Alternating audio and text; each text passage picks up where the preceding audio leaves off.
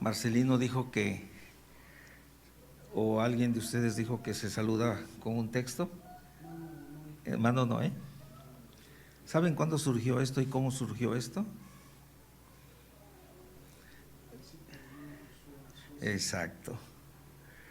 En el año de 1947, el hermano Axel Andersson, misionero que allá en Suecia, en una tardeada, así le llamaban, de oración, en algunos de los jardines de Estocolmo, una jovencita empezó a hablar lenguas y conforme a la Escritura,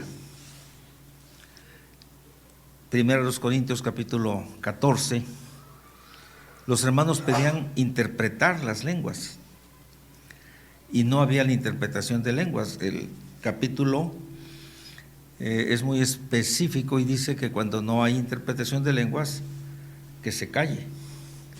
Hermano Rubén, el Señor te bendiga, que se calle. Y entonces pedían la interpretación y no había la interpretación. Y entonces un jardinero español, así como nuestros paisanos van a Estados Unidos a trabajar, los españoles, los portugueses, naciones en aquellos años un poco más atrasadas en el desarrollo económico, iban a trabajar a los países nórdicos. Y entonces el jardinero español le dijo a uno de los que estaban allí presentes: esta muchacha está hablando el idioma que yo hablo. Y entonces le preguntó: ¿y cuál es tu idioma? Español. ¿Y qué dice? Y entonces les dijo: así dice el Señor. Y era un jardinero no evangélico. Así dice el Señor: vayan a México y prediquen mi palabra.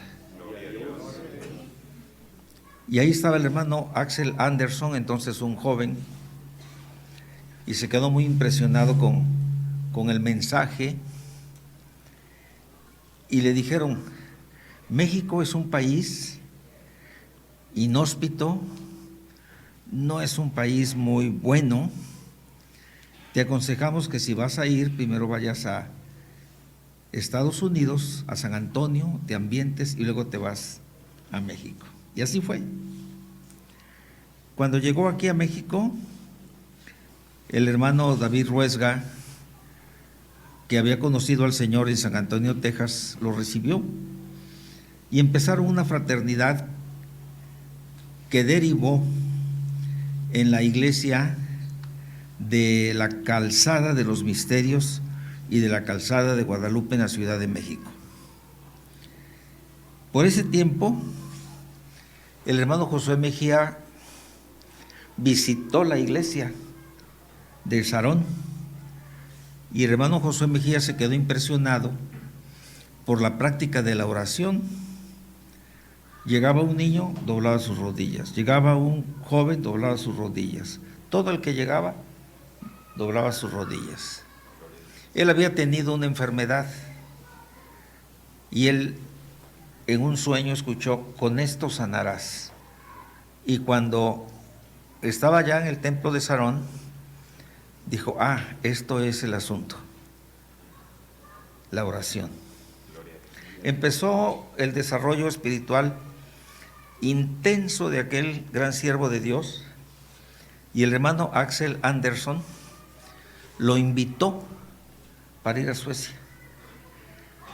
Él no era un pastor formado en un seminario, era un hermano que había estudiado hasta el tercer año de primaria, pero usado por el Señor de una manera muy especial. Platico esto porque mi padre casi todos los días me hablaba del hermano Josué Mejía y prácticamente pues yo conocí la vida del hermano Josué Mejía por las pláticas de mi padre. Cuando llegó a Suecia, llegó en una convención más de 10,000 personas, y predicó un pastor chileno acerca de la venida del Señor. Y bueno, dice mi papá que la predicación fue muy bíblica, muy adecuada, pero que cuando estaba el predicador chileno predicando, el hermano Levi Petrus, que era el pastor general de la iglesia Filadelfia, que invitaba al hermano Josué por conducto del hermano Axel Anderson, recibió papelitos, y los papelitos decían: que hable el mexicano, que hable el mexicano. Y entonces el hermano Petrus le dijo: mira, piden que hables, pero yo sé que tú no tienes ninguna preparación teológica. Tengo temor de que no puedas tú con esta audiencia tan especial. Te voy a conceder 3 minutos para que hables. Y el hermano Josué, reconociendo la jerarquía del hermano Petrus, le dijo: está bien, hermano. Y como el predicador chileno había hablado de la venida del Señor, el hermano Josué empezó a decir: que Cristo viene otra vez, no hay duda, pero ¿qué debe hacer la iglesia en tanto que Cristo viene? Y empezó a predicar. No llevaba ni un minuto cuando otra vez el hermano Petrus recibió papelitos que decía: déjenlo que hable todo lo que él quiera. Y así empezó un recorrido de 3 meses por todo Suecia, y un día, para trasladarse de una ciudad a otra, abordó un tren con los hermanos, y de pronto en una estación se detuvo el tren y subió un personaje. Todo mundo que estaba allí, Suecia era una monarquía, y entonces todos los presentes hacían reverencias, se inclinaban. Era el hermano del rey de Suecia. Y lo primero que hizo este príncipe fue tomar la Biblia, el libro de los Salmos. En el Salmo 133, mirad cuán bueno y cuán delicioso es habitar los hermanos juntos en armonía.